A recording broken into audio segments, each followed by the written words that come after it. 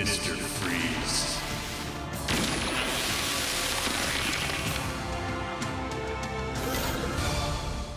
Some characters are, there's not a lot there to work with in their original state. In the comics, with Mr. Freeze, we had a kind of a cool name and a guy in a walking refrigerator.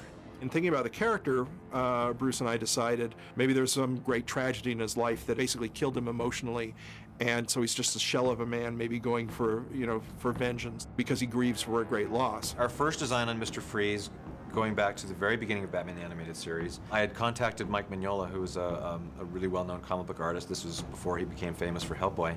And he came up with this really, really severely retro-looking Mr. Freeze design, which looked like this old-school-looking, almost robot suit. We did a revamp. We wanted to tweak him a bit. Sub-Zero had been done, and essentially sort of took away his motivation by curing his wife. So we kind of decided to cut off his head and make him a robot. So we thought if we were going to bring Mr. Freeze back again, we had to give him all new motivation.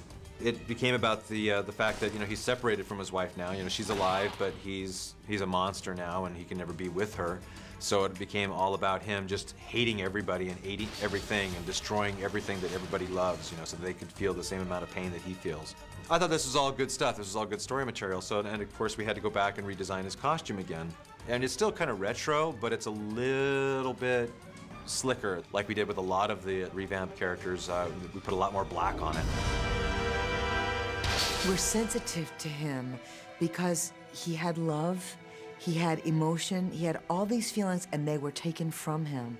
And he so desires to have them back, and yet has no capability to actually feel them. Up until the time we were doing Batman Beyond, we were always found a different way of going with him, and it was always fun to revisit Mr. Freeze and see what he was up to. There's no hope for me, or you, or your city. Everyone's going to feel my loss.